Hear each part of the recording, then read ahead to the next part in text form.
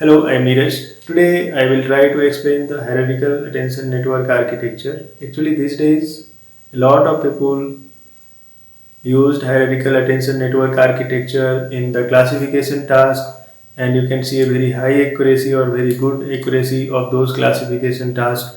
That's why I decided to capture hierarchical attention network architecture in this tutorial. Actually, in the case of NLP, hierarchical attention network architecture contains two layers. At the first layer, we just deal with words or we compute the word level attention. Suppose we have a multiple sentence, we take one sentence and compute the attention weight for all words of that sentence. We pass the learned weight of that sentence to the second layer. The second layer of hierarchical attention network architecture actually contains the sentence level attention, and we use the learned weight of word level attention for that sentence and feed it to second layer, and after that we get the sentence level attention weight. We use the sentence level attention weight in the final classification task.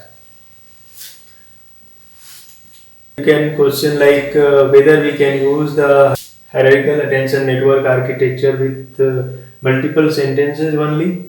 No, we can use it for single sentence also, but the first layer where we deal with word, we will deal with characters because a sentence contains multiple words.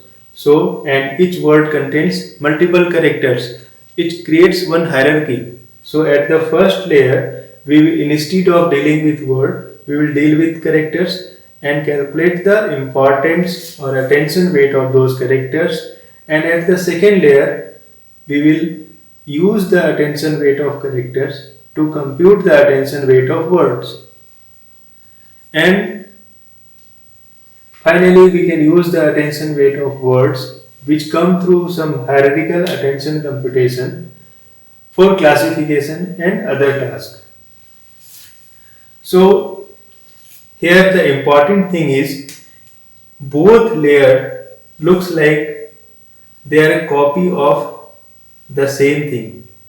Means the same type of architecture used for word level attention and same type of architecture is used here to compute the sentence level attention. So once you understand how to compute the word level attention, it will be very easy to understand the how we can compute the sentence level attention. So let us start how to compute the word level attention. Suppose we have four sentences that we represented as S1, S2, S3 and S4, and we trim all four sentences for just four words only. Just for simplicity, you can extend it for a generalized architecture with more number of words. Now, for simplicity, let us learn the word level attention for all word of sentence 2. So how we can proceed in that case? So for that, let us represent each of those words through a very simple representation. So we have second sentence, so represent it like W21, W22, W23 and W24.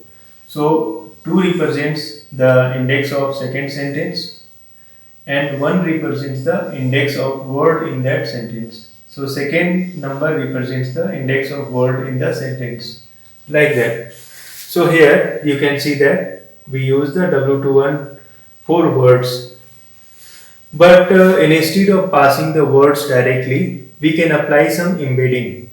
That may be word2vec, glove or fast text embedding. So once we add some embedding here, we pass the embedded input to GRU layer. For attention, we generally consider the bi-GRU or bidirectional GRU. So here you can see that first layer is a forward directed GRU blocks. Means first layer contains forward directed GRU blocks and second layer contains backward directed GRU blocks. Now we feed the embedded word input to both GRU blocks.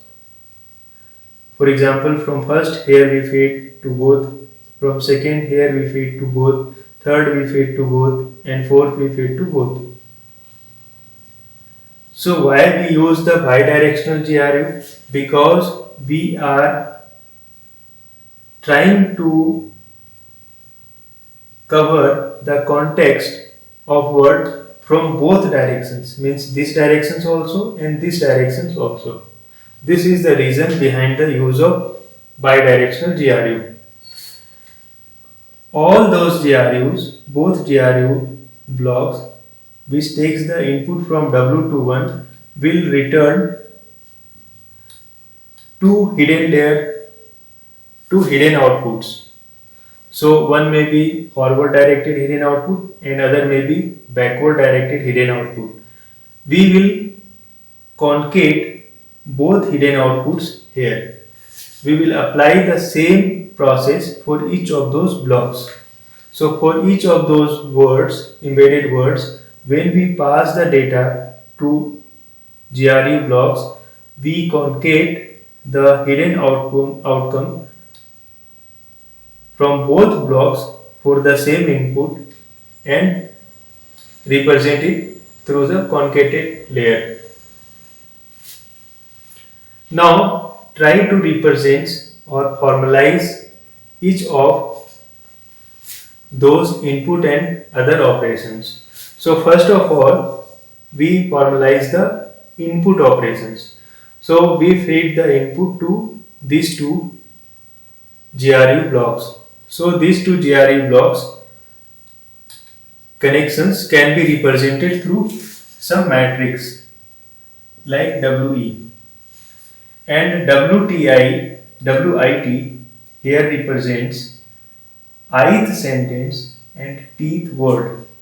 So WIT here it will be like W21, in this case it will be W22, means I equal to 2 and T equal to 1, 2, 3, 4. So here the highest value of T is 4. And this will represent the formal input that we feed to both GRUs. So we can generate the hidden layer outcome. So we can generalize the computation of hidden layer outcome for each of the forward block. We can use the notation like HIT, I equal to 2 here and T may be 1, 2, 3, 4.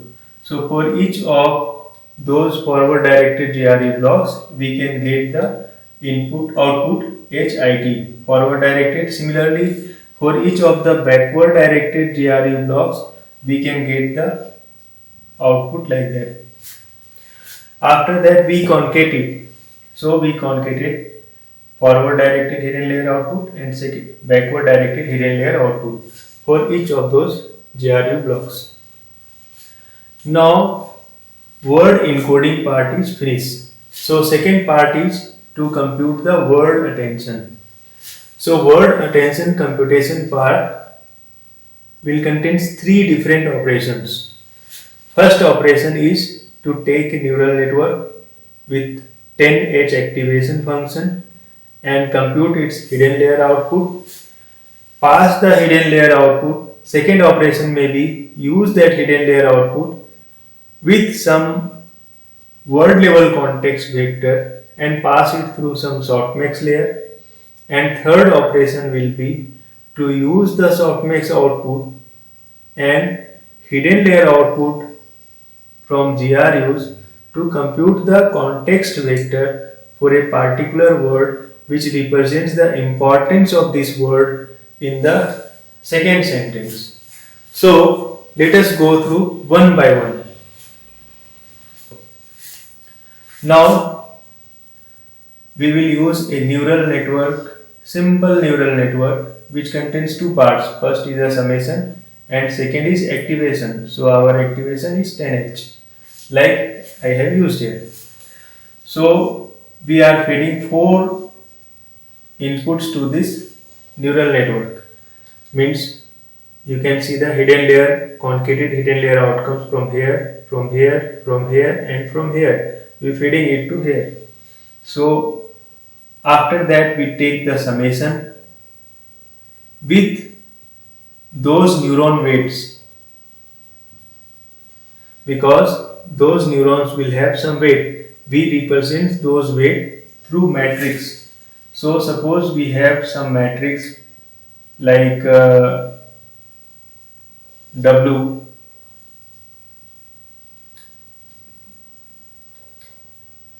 word level matrix, and then all those hidden layer outcomes like H21, H22, H23, H24, H21 plus H22 plus like plus H24, and then we take some bias, word level bias. So we will apply this operation and we take all those things and pass it through some 10H layer, and then we will get some outcome. That outcome will be the hidden layer outcome or the outcome from a single neural network architecture. So here you can see that it is written in generalized format. We represent this outcome like U21. Here it will be like U22. So in this case I equal to 2 and t equal to 1. But in generalized we represent UIT equal to 10H of matrix weight obtained through those connections and hidden layer outcome that is coming from all those 4 hidden layers and the bias weight. This will give some outcome, non-linear outcome obtained through a single neural network architecture. Now we will go through the second operation. The second operation is also too easy to understand, but instead of a general, different from the traditional sequence to sequence model or encoder decoder architecture, we use some context vector. The context vector, the number of fields in that context vector will be equal to the number of words that you are using for given sentence. For example, here 4 words are used, so our context vector will have 4 fields. We will initialize each of those 4 fields through some random value. So what is the role of this context vector? You can use this context vector like a query, that what is the importance of a particular word in a given sentence. Means importance of this word or importance of this word. What are the importance of those words in the given sentence? So that you can get. So after random initialization, we pass it combinedly with the 10H outcomes from each of the 4 blocks. So here you can see that alpha IT means outcome of this softmax block can be e to the power UIT, means we can take the transpose of matrix of I into T, means second for this word it may be like I equal to 2 and T equal to 1, and then this is the embedding, this is the context vector. So we take the multiplication of context vector with this. So suppose this is represented by w uw, then we can compute it like e to the power uw into, e to the power u21 into uw divided by sum of all such kind of computations like u21 uw plus u22 uw plus like u24 into uw, like that. So we can generalize this computation through this equation. So this will give the softmax outcome. So after a multiple applications, multiple running, we can update all those context vector, or we can say that we can jointly learn the context vector outcomes with the entire iterations or report counts. So once we get the softmax outcome, again the softmax outcome will have 4 values.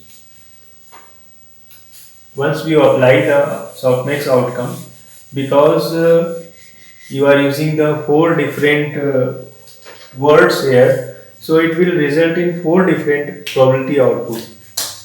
So it will be like P1 to P4. Now we have 4 hidden layer outcomes also that we obtained after concatenating those GRU layers. So we will just one by one multiply it, like P1 into H21, P2 plus P2 into H22 plus P3 into H23 plus P4 into H24, and then take the sum. This sum will give the context vector CD21, means context vector or context vector outcome for this word, first word. Similarly, we can get the context vector outcome for this, and for this. We can represent it in a more generalized way for sentence I, SI. Here I equal to 2 we are considering. We are taking the sum of all alpha IT and HIT for a given word T. For a given word T, we take all such kind of term. For word T means for T equal to 1, 2, 3, 4. For each word we can get such kind of outcomes. And once we get those outcomes, we consider it as a vector for sentence S2. Similarly, we can compute the vectors, context vector outcomes for sentence S1, for sentence S3 and for sentence S4. Now, the first part of the hierarchical attention layer is complete. Means we are able to get the word level attention score for each of the words and for each of the words for all the sentences. Now the second level attention architecture will start working from here. So how it will work? Here architecture is very much similar to this architecture. So instead of these inputs, we have a ready-made input that we got through word level attention architecture. So how the next things will go? So it will be very simple. Again, similar to word level attention computation, we will use bidirectional GRU architecture. We feed all those sentence vector, context vector for each of the sentences to both GRU blocks, like first block, second block. Again, we will concate the outcome of both blocks like we concated here. So let us try to explain it in a more simple way. Once we pass this context vector to forward directed GRU, it will be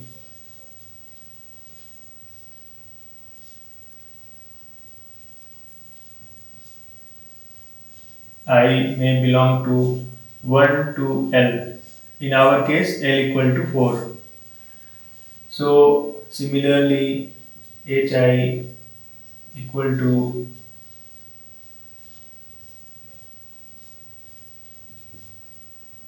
and we can repeat the same. After that, here we concate it. So this will be equal to HI forward directed and then backward directed. Now the next part is to compute the 10H score, same that I had used here, we will repeat here. So the computation of 10H score, suppose we represent it like U1, U2, U3, U4. So what we will do, we will take the hidden layer outcome, concatenated hidden layer outcome for each of those 4 blocks and pass through this 10H block. Then it will be computed like 10H. Here HI. Okay, so we will have some matrix also that suppose we represent it like sentence matrix and HI plus some bias factor BS. Now this 10H outcome will go to the next layer, second layer, where we will compute the softmax. But again, here we will use another context vector that is known as sentence level context vector.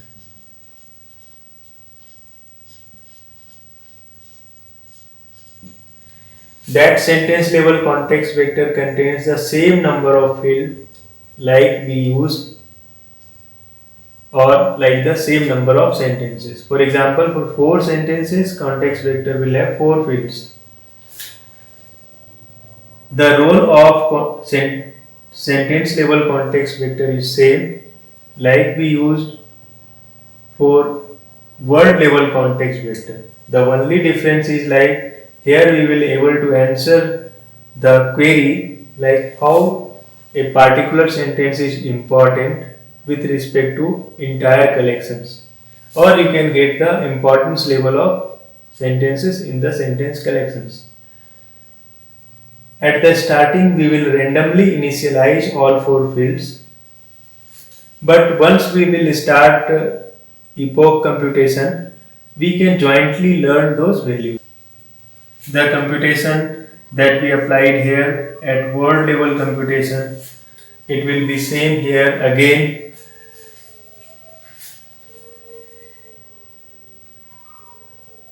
Here it will be like alpha I equal to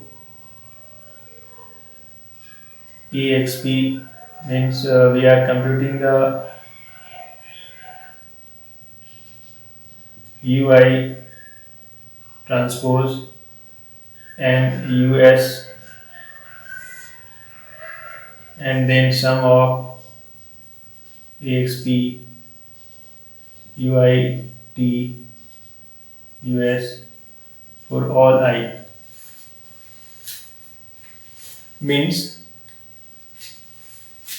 we will compute the softmax score by taking the transpose of this vector score multiplied by context vector score divided by sum obtained from each of those scores.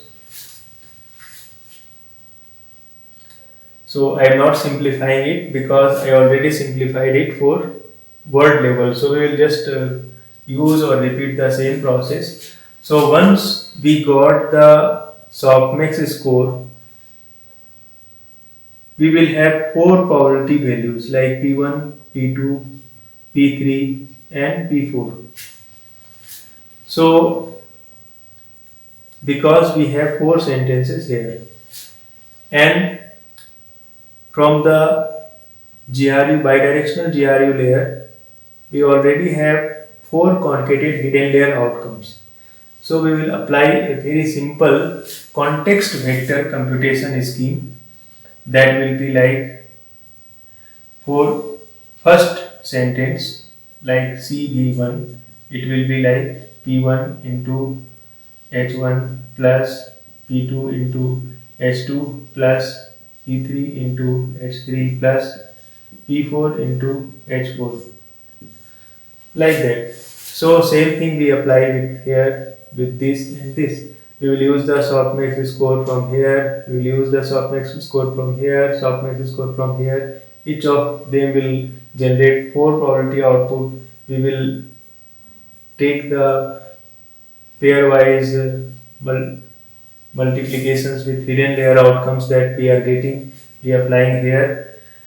Now we can generalize all those computations through a very simple equation like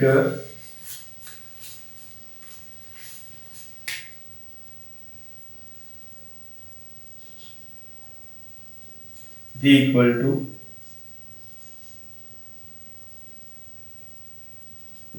I alpha I into HI. And finally, for each of the sentences, we get some context vectors outcome. We can use those learned context vector weights and we can easily pass it through some softmax layer and we can easily classify the text where the attention is computed at two different layers. I hope you have enjoyed the entire tutorial. So thanks for watching.